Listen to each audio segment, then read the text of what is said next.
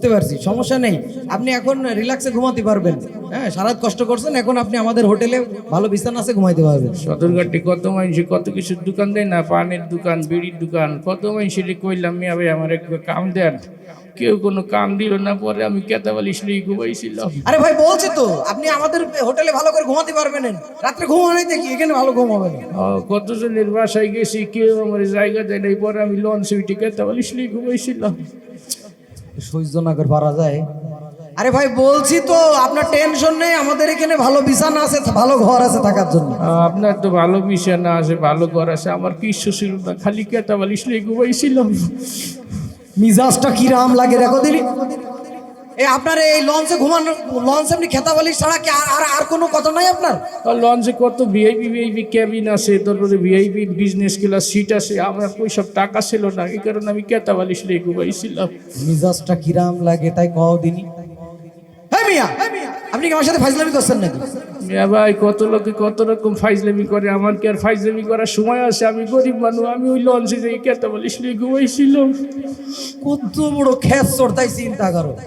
আরে ভাই, আপনি কি আমার হোটেলে রুম নেওয়ার জন্য আইসেছেন নাকি আপনি হলো আপনার ওই লঞ্চের কিস্সা শোনানোর জন্য এসেছেন? আপনার রুমে, আপনার তো হোটেলে রুম আছে, আর আমি যেখানে ছিলাম ওইখানে কোনো রুম ছিল না, একদম ফ্লোরে আমি কেতাবালিশ নিয়ে ঘুমাইছিলাম। কি করে বারবার খালি ফ্লোর করে? আপনি ফোন রাখেন মিয়া। আরে মিয়া ভাই, আপনি তো ফোন রেখে দেন, তারপর আমি কোথায় যাবো? আমার শেষমেশ ওই লঞ্চ সিটে কেতাবালিশ নিয়ে ঘুমাই থাকতেই। শোনেন, আপনি এখান থেকে আপনি যান, আপনি এখান থেকে যান, আপনার সাথে কোনো কথা নেই। আপনি কি ফাইজলামি করতে আছেন নাকি মিয়া? আমার সাথে ফাইজলামি করেন? আমাকে বাইর করে দেবেন, আপনি তো ঠিকই হোটেলে আরামে বসে থাকবেন, আমার তো সেই বরিশাল লঞ্চেই যাইতে হবে, যাইয়ে শেষমেশ কেতাবালিশ নিয়ে ঘুমাই থাকতে। আবার সেই লঞ্চ, আবার সেই খেতা কম্বল। নতুন কোনো কথা থাকলে বলেন মিয়া। নতুন কথা হইলো মিয়া ভাই, আমি ঢাকা শহরে এসে কোনো কাজ না পাইয়ে পরে আবার বরিশাল চলে গেছিলাম। যাওয়ার সময় আমি ডেকে উঠে কেতাবালিশ নিয়ে ঘুমাইছিলাম।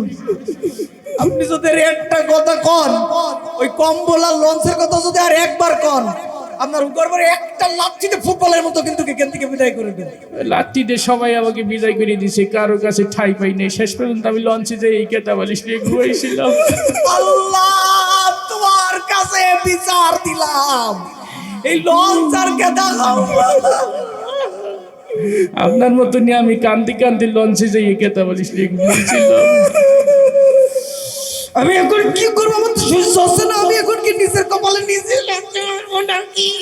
আপনার মতো অসহায় আমিও হয়ে গেছিলাম। কি করব, কোনো কিছু দিশে বিশে না পেয়ে লঞ্চে যাই কেতাবালিশ নিয়ে ঘুমাইছিলাম। ভাই, আপনার হাতে ধরি, পায়ে ধরি ভাই। আপনি যদি আমার বলেন আপনার পায়ে ধরতে, আমি তাও ধরবো ভাই। আপনি আমিও কত মানুষের পায়ে ধরছি, হাতে ধরছি, কেউ আমার একটু সহযোগিতা করে নাই। পরে আমি লঞ্চে যাই কেতাবালিশ নিয়ে ঘুমাইছিলাম। আবার সে খেতা কম্বল। আপনি এখান থেকে যান, আপনি কিন্তু যান, নাহলে কিন্তু আপনার কপালে দুঃখ আছে। ওই দুঃখেই তো আমি লঞ্চে যাই কেতাবালিশ নিয়ে ঘুমাইছিলাম। আবার সেই খেতাবালিশ আর লঞ্চ ভাই, এই ছাড়া কি আপনার আর কিছু নাই?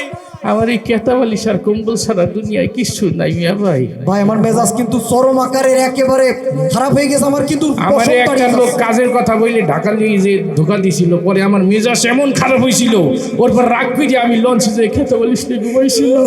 আবার সেই খেতাবালিশ আর লঞ্চ। আপনি এখান থেকে যান, আমার কিন্তু ধৈর্যের বাঁধ কিন্তু ভেঙে একেবারে চুরমার হয়ে যাচ্ছে। আর একবার যদি লঞ্চের কথা বলেন, ভাই আপনার ধৈর্যের বাঁধ ভাঙ্গার কথা শুনে মনে পড়লো, একবারে যে ঝড় আনলো না নদীতে, ঝড়ে মনে করেন তুফানে নদীর বাঁধ ভেঙে চুরমার হয়ে গেছিল। মানুষজন লঞ্চ থেকে নাইমে যে যার মতো পলাইছে, আমার তো পলানোর জায়গা নেই, আমি লঞ্চেই কেতাবালিশ নিয়ে ঘুমাইছিলাম। আমার সেই লঞ্চ আর কেতাবালিশ। আপনি যদি আর একবার ওই লঞ্চের কথা বলেন, আপনার যে কি অবস্থা হবে এই জায়গায় আপনি নিজেও কল্পনা করতে পারবেন না।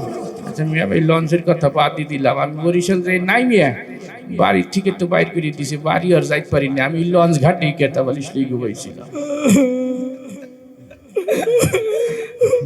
আল্লাহ, তুমি আমার উঠাই না আল্লাহ, এ কার পাল্লায় পড়লাম আমি? মিয়া ভাই, আল্লাহ ওই উঠাই নেবে, সময় মতো উঠাই নেবে, এত তাড়াতাড়ি উঠাই নেবে না, যখন হুকুম হবে তখন উঠাই নেবেন। আপনি যান, আমি একটু দর্শকদের সাথে কেতাবালিশ নিয়ে কিছু কথা বলি, আপনি আসতে পারেন। হ্যাঁ, আমি একটু কবিতা আবৃত্তি করি, কি বলেন আপনাদের সামনে? আমার তো আর জায়গা নাই। আপনি কি আসলে হোটেল নেওয়ার জন্য এসেছেন নাকি আমার সাথে ফাইজলামি করতে আসলেন বলেন? হ্যাঁ ভাই, আমি ওই খেতা বালিশ দিয়ে ঘুমাইতে আইছিলাম। ধর্মিয়া খেতা বালিশ বারবার শুধু খেতা বালিশ আর লজ।